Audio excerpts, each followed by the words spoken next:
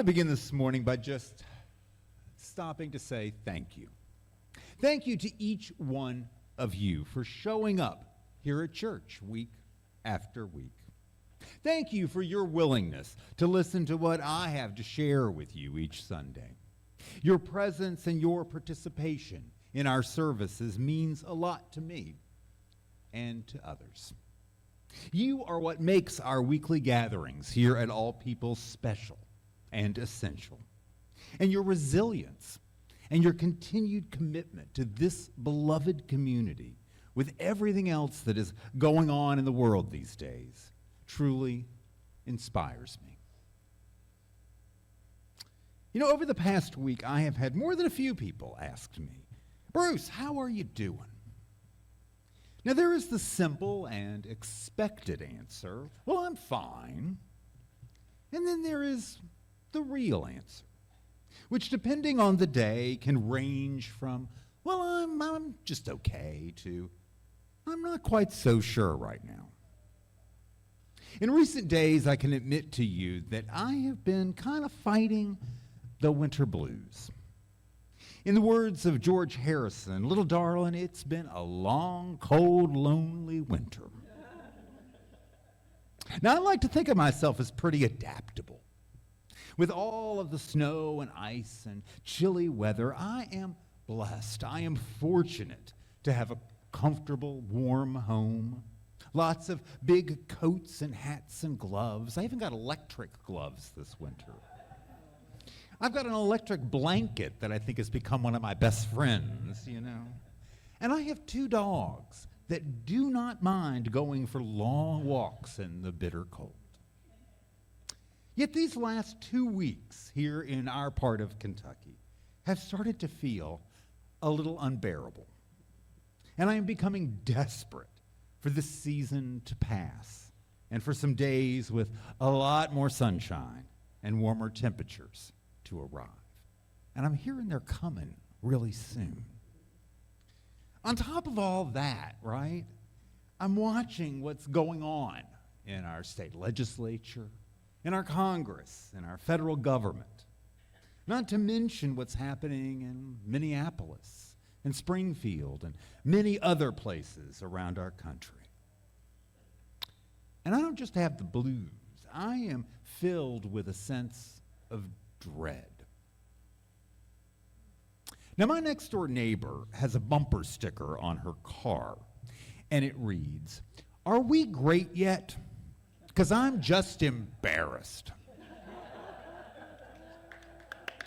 Now, you know, well, I tell you, that makes me chuckle, but I find myself feeling much more than just embarrassed.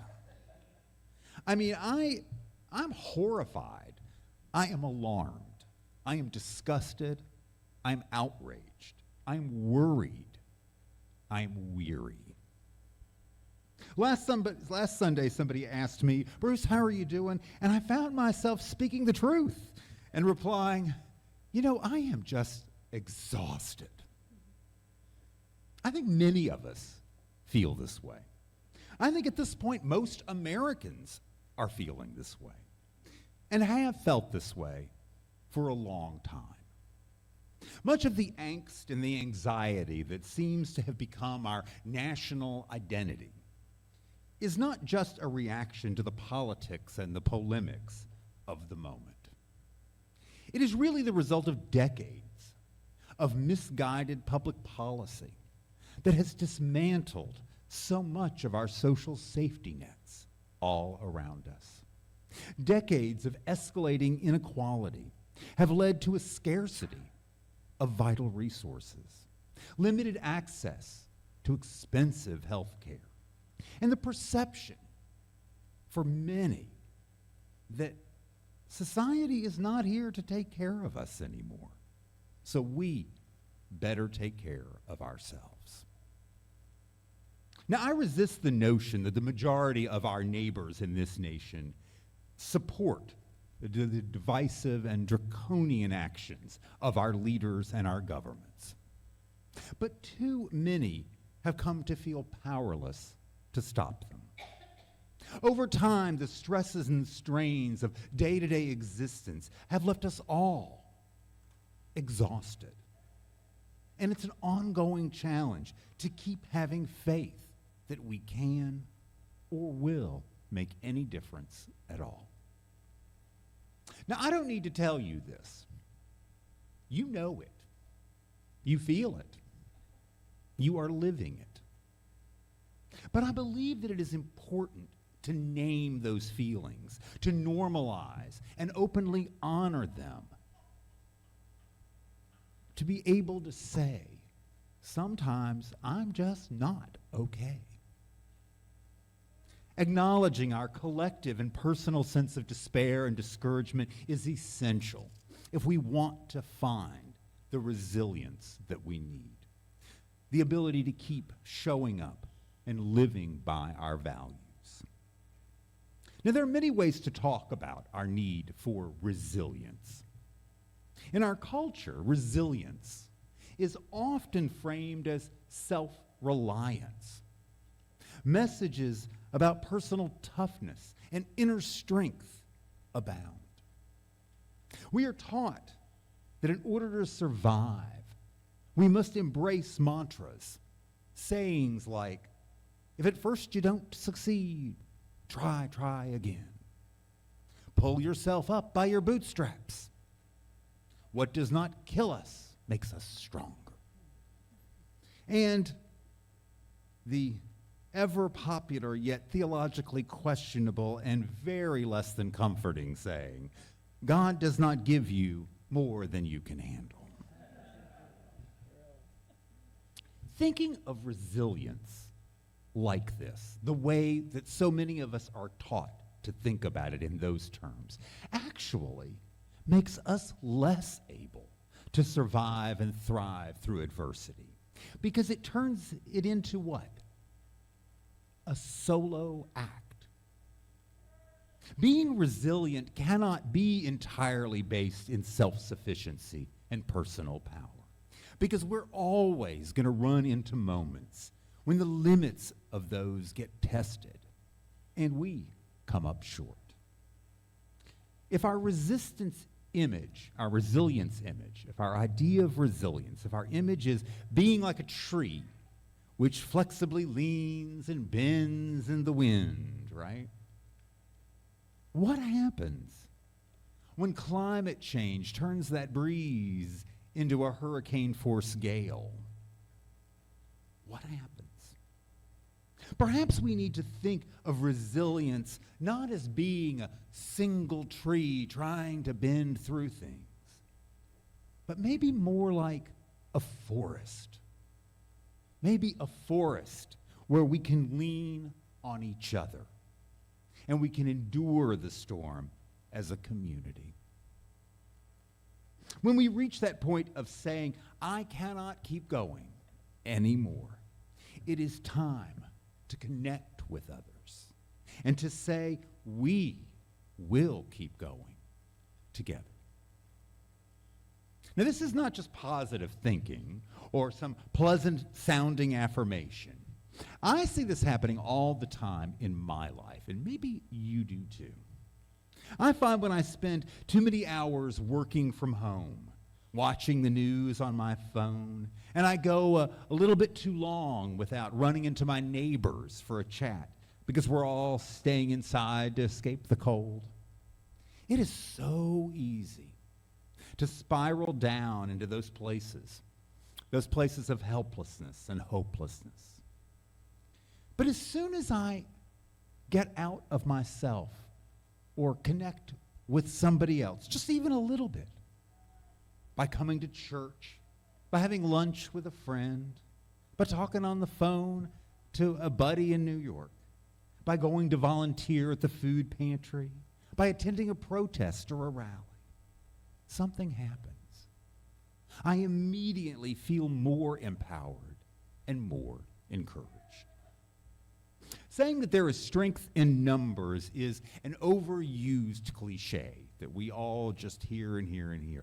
But you know what? It is a cliche that has a lot of truth behind it. Last Sunday morning during our service, the amazing Jesse Donner offered us a song that really moved me, and it ended up swirling around in my mind and my heart for days afterwards.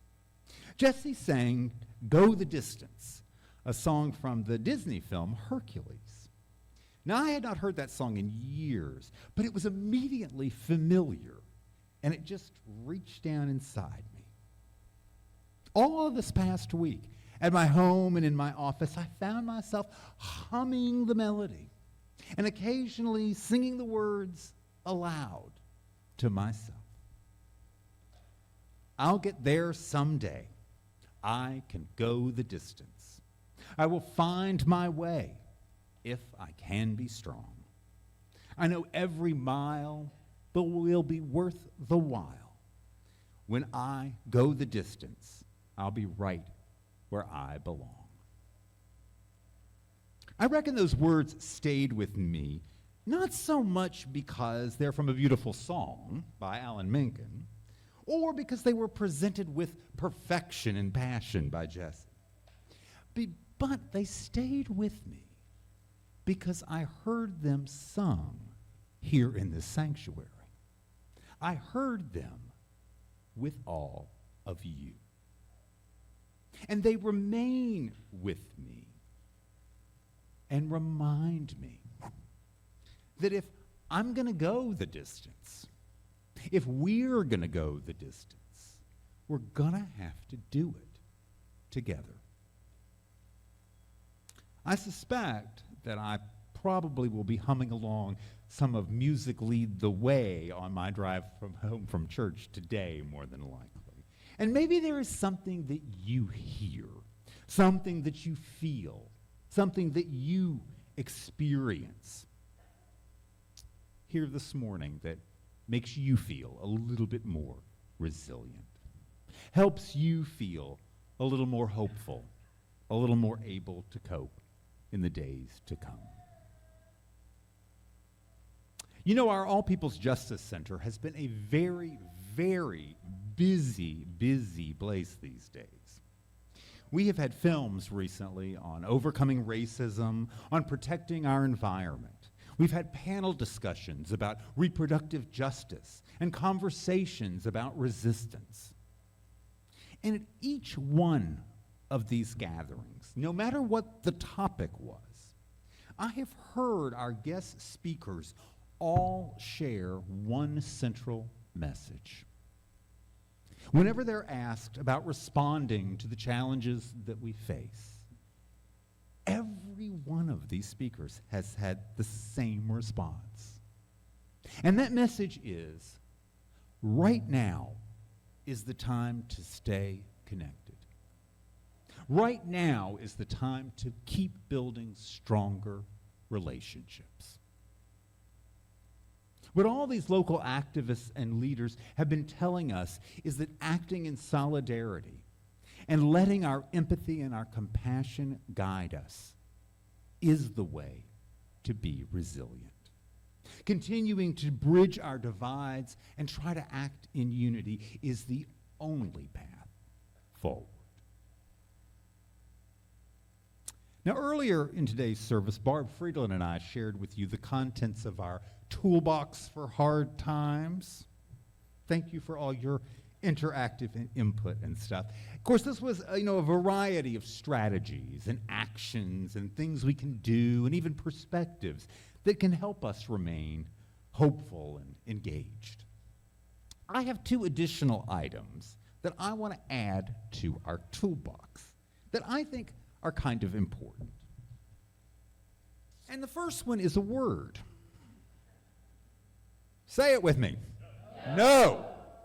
Right? You know, when our lives and our world are demanding so much of us, right? We need to feel okay with saying no sometimes. Recognizing, sometimes we've just had enough. And spending some of our energy to rest and to reflect.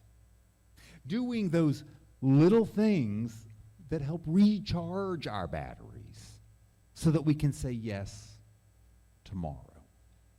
So put no in your tool. And I got one more. Guess what? It's another word. Say this one with me. Yes. Yes needs to be in here too. And that is because resilience is ultimately about our ability to keep looking for the good, to keep finding kindness amongst cruelty, to keep seeing the best in our humanity that is happening, even with all the bad news and worrisome events. We got to say yes, joyfully celebrating that hard times actually have the power to bring us together more strongly than ever. Resilience is ultimately, yes, it's ultimately our capacity to say yes to each new day, to get up and look out for the potential that that day might hold. Above all else, resilience is that insistence that no matter what happens, we will keep looking for love, keep making and creating love, keep looking for justice, keep making and creating justice, and most of all, keep saying yes to each other. We are a resilient bunch, and I am so happy to be here with you all today. Amen, and so may it be. February is Black History Month, and our closing song today is a traditional African American spiritual. This means that it was sung by Americans of our past who were held in captivity by other Americans of our past, considered property rather than people.